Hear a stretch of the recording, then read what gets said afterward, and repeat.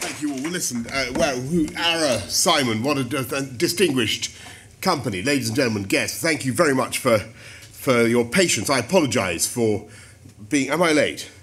How late am I? I want you to know I've come with absolutely... I've been scrutinised for... It seemed like forever by the London Assembly on virtually every matter under the sun except health, and which was a shame because I think there's a great story to tell since the Health Commission and the work of Aridazi and his team, and we're now 1 year on from that great moment, and we have several objectives in London. The first is obviously I think Ara's mentioned the success. I saw talking on my way upstairs that you were talking about the increasing longevity in this city, which is absolutely true, of which I claim credit whole and entire.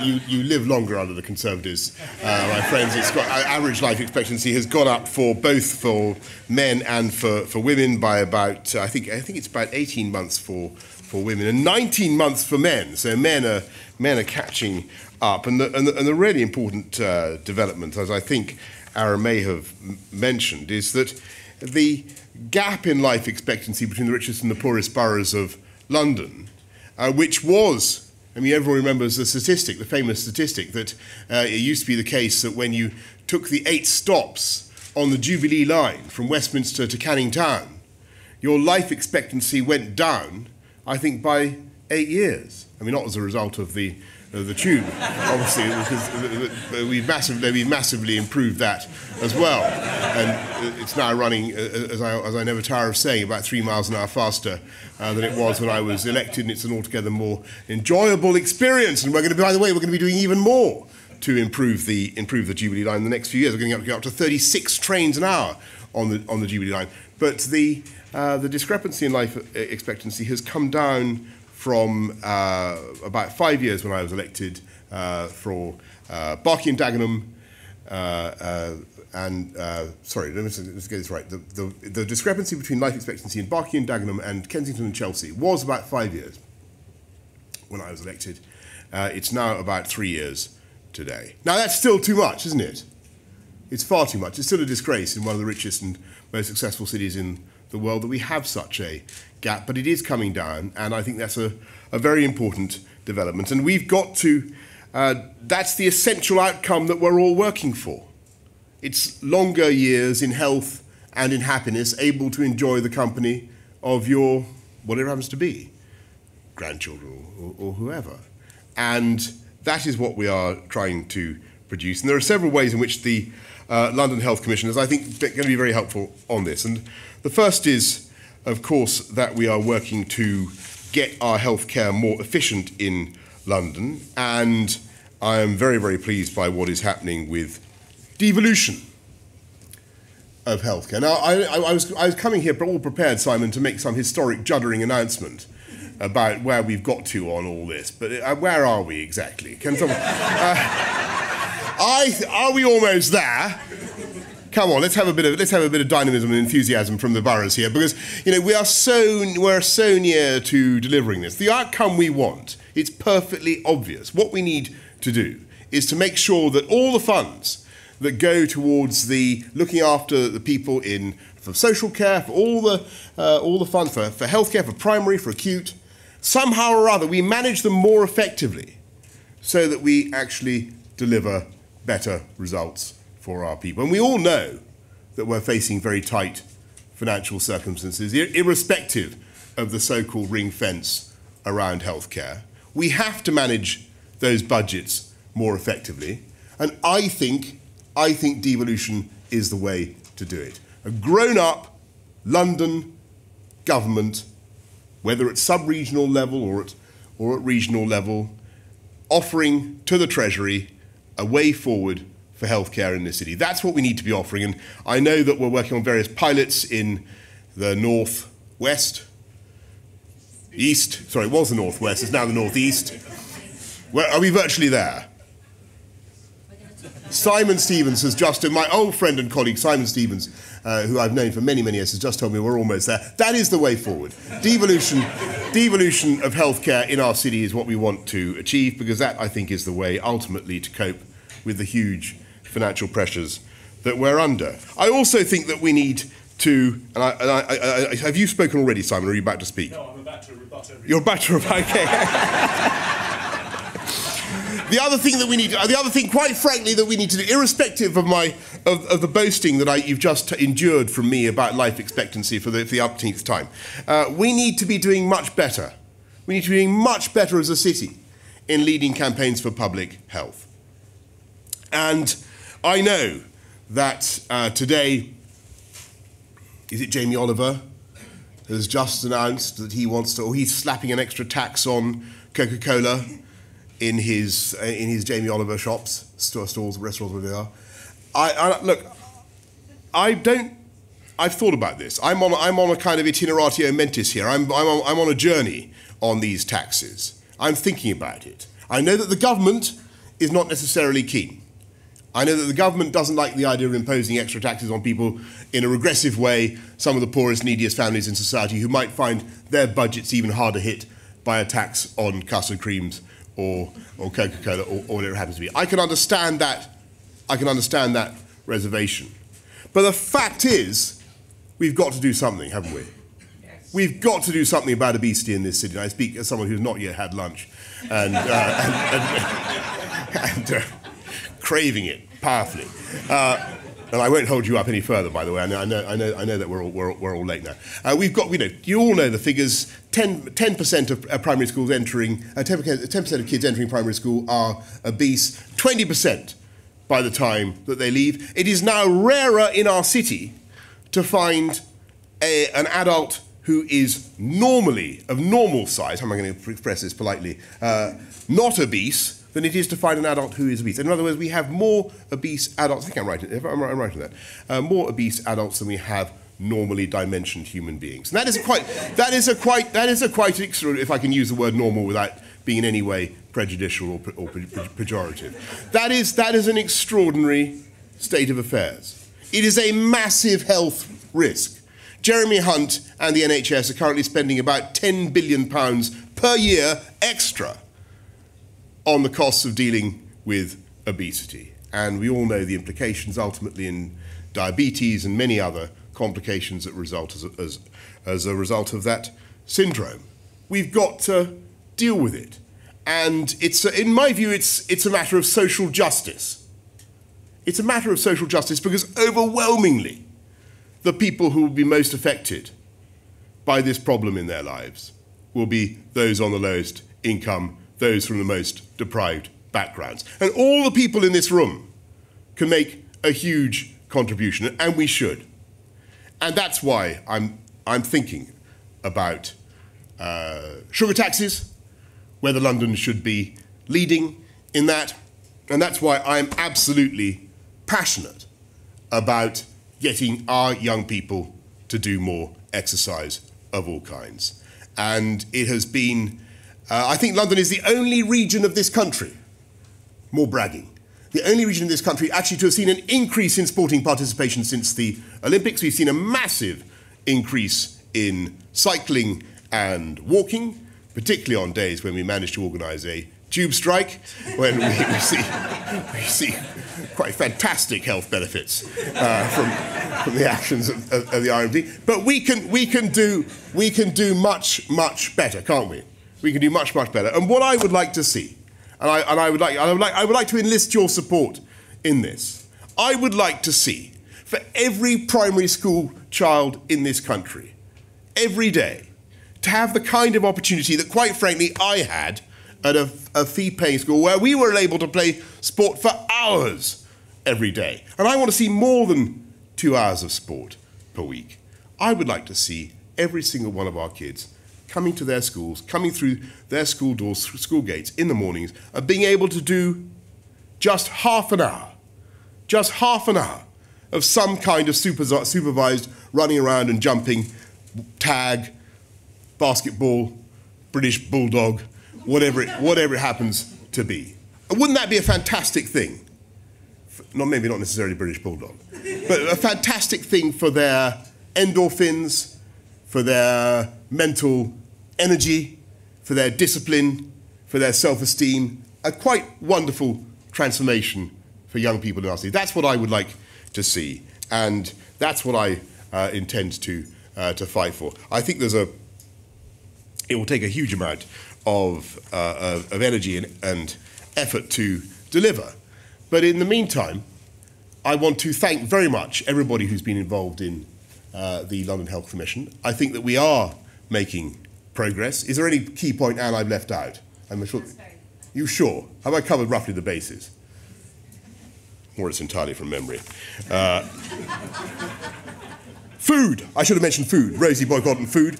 We are, of course, doing all sorts of things to improve Londoners' eating habits. Where we are making it much easier for, in addition to the campaign on sport, I think we've got to do something. In addition to the sugar tax idea, which, as I say, I'm thinking much more serious about. It's absolutely right that councils should now be able to stop these chicken shacks and fast food dens from opening up right by schools, and then cutting the prices of fried chicken at 3:30 in the afternoon in order to get more kids through their doors. That is absolutely shameful, and we should find a way of stopping it through the planning process, and I hope you'll support that as well. Ara has come up with all sorts of other brilliant ideas, not all of which I was able to support at the time. Banning smoking in parks, that was just a leap too far for me. At this stage, though, as you can tell, I am, as they say, on a journey. It's a very, very exciting journey. Thank you all for your support for the London Health Commission and the work it is doing. And I look forward very, very much to the further progress that you will make. I'm sorry that I won't be able to assist in person beyond May of next year, but you will have my, wherever I am, in whatever incarnation I may be, whether I'm reincarnated like Gandalf in some form more powerful than you can yet possibly imagine. I look forward to seeing what you do and to giving any assistance I can. Thank you very much. Thank you.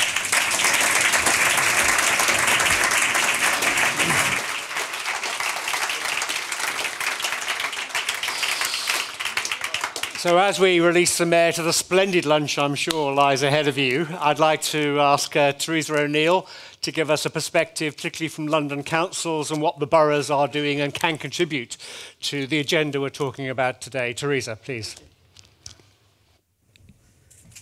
Kiss of death to speak after Boris, I have to say. But fortunately, I've never been anywhere near a rugby ball, so I suppose I'm okay.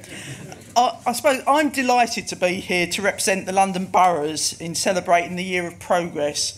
We were very involved in Ara's report, and we've been very involved in the work going forward from that. And I hope this afternoon to give you a bit of the sign of the commitment that the London boroughs have got to building on that. So every one of the London boroughs is committed to improving the health and well-being of their residents and communities. But what does that really mean?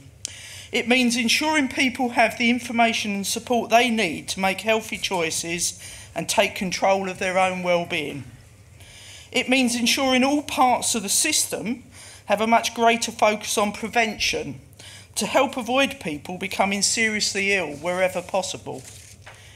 It means when people do fall ill, and they do, ensuring that there's joined up services that are focused on getting them back on their feet again as soon as possible. Getting the system to focus on the outcomes, not the procedures and the activity. And it means ensuring that people have access to the right kind of expertise to ensure that they get the best possible treatment and care when they need it. That's why London Council is happy to sign up to the 10 aspirations developed on the back of the work last year, and we completely support the Mayor's ambition for London to be the healthiest global city.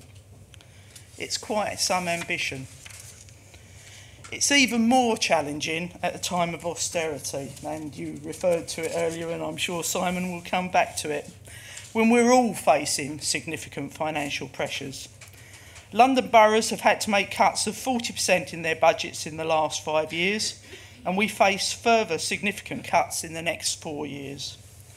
London Councils has estimated that boroughs face cumulative funding pressures of 2.4 billion in adult social care up to 2020.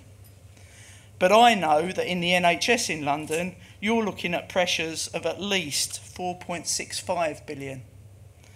So we have to find ways of improving outcomes while making more efficient use of our collective spend. And that some of that's been referred to before, and I'm sure will afterwards. As a result of that, the boroughs are committed to working in true partnership with the NHS, the Mayor, and all others to try to achieve that. And we've got some really good foundations to build on. Health and wellbeing boards around the capital have honed in on the priorities for their areas and are bringing focus, collaboration and innovation to bear on these. And some of the learning from New York earlier on, you were sitting there thinking, actually, we're already doing that. We're already in that place. And that's really good. The Better Care Fund, and I know a number of you will have been involved in that, and a range of pioneers and vanguards across the capital have accelerated joint work between local authority and NHS partners to integrate services and transfer outcomes in their areas. Boroughs are working together across London where they can and where they see it adds real value.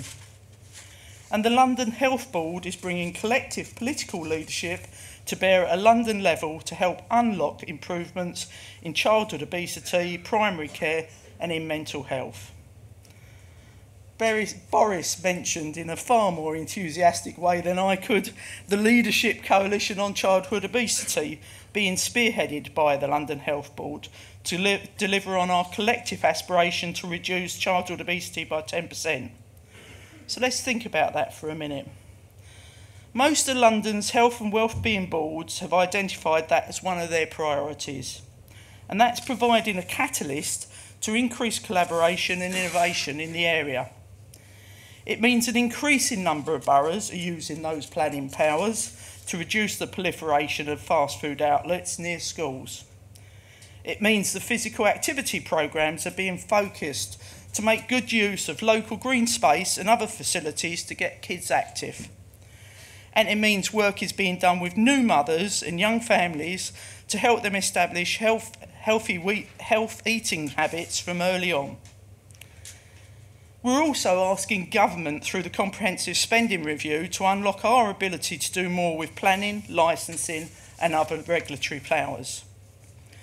The overall picture in London demonstrates momentum and commitment across all partners on health and care improvement.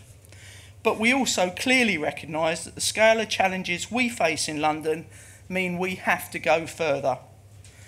So London boroughs are committed to further strengthening the integration of health and care, working with the NHS to mainstream prevention and bring care closer to homes, and looking to strengthen the health and wellbeing boards. We recognise that while local integration will be a key, we also have to consider some issues across the wider health economies, and that we will therefore need to build on the collaboration with CCGs and providers at sub-regional levels as well. We've agreed that the potential of the NHS estate needs to be unlocked to support transformation and integration, and we want to work in partnership to enable this, looking at ways of making links into wider public land and development across areas and agendas in our area. And we continue to work with the Mayor and other partners at the London level where this adds clear value to what's being driven locally and sub-regionally. We're about 5 times the size of Manchester. We can't do the same as Manchester, so sub-regional makes sense in London. But boroughs recognise that some of the barriers to a sustainable health and care system in London are systemic barriers under the control of government or other national bodies. So we're asking those national partners to come to the table to explore with how to overcome those barriers to help unlock and accelerate transformation in London. The Mayor and Borough's joint devolution proposal to government for the Comprehensive Spending Review is framing an important discussion about how this can be taken forward. Clearly, NHS England nationally is a keen partner in this, and we want to work closely with Simon and with his colleagues at that level, as well as continuing to build on our good working relationships with Anne and with her team in London. Last week, significantly, borough leaders agreed in principle that we should develop an agreement with London and national partners to drive forward joint work to explore devolution and unlock improvement in outcomes and services. This should be in place by the end of the year, and Boris referred earlier on to some of the pilots that we're already looking at. This is really significant as it will be on a London-wide, sub-regional and local basis to support integration, the sustainable new models of health and care that we might need, to deepen and embed prevention to improve health and wellbeing outcomes, and to unlock the estate and deliver and support transformation. They'll all be announced towards the end of the year, and you shouldn't take any notice of what Boris said earlier on because that's supposed to be confidential.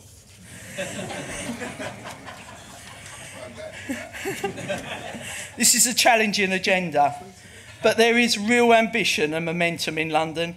London's boroughs are committed to playing their role as full partners in transforming the health and wellbeing of our citizens, and I know you'll all be there with us. Thank you.